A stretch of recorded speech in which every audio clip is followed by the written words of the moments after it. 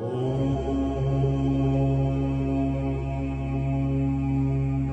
ओम।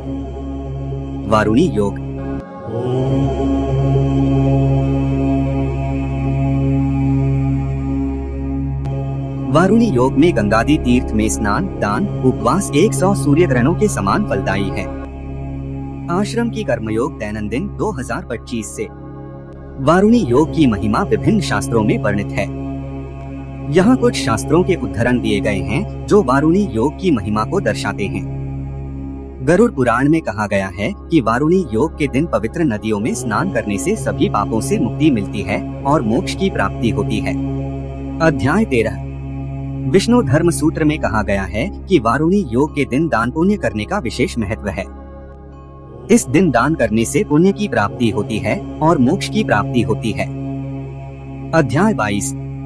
याज्ञवल्क्य धर्म सूत्र में कहा गया है कि वारुणी योग के दिन शिक्षा संबंधित कार्य करने का विशेष महत्व है। इस दिन शिक्षा संबंधित कार्य करने से ज्ञान की प्राप्ति होती है और मोक्ष की प्राप्ति होती है।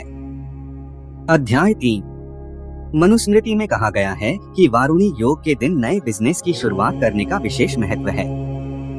इस दिन नए बिजनेस की शुरुआत करने से सफलता की प्राप्ति होती है और मोक्ष की प्राप्ति होती है। अध्याय 5। ब्रह्म पुराण में कहा गया है कि वारुणी योग के दिन मकान, दुकान, प्लॉट आदि खरीदने का विशेष महत्व है। इस दिन मकान, दुकान, प्लॉट आदि खरीदने से सुख और समृद्धि की प्राप्ति होती है और मोक्ष की प्राप्ति होती है। अध्याय 15।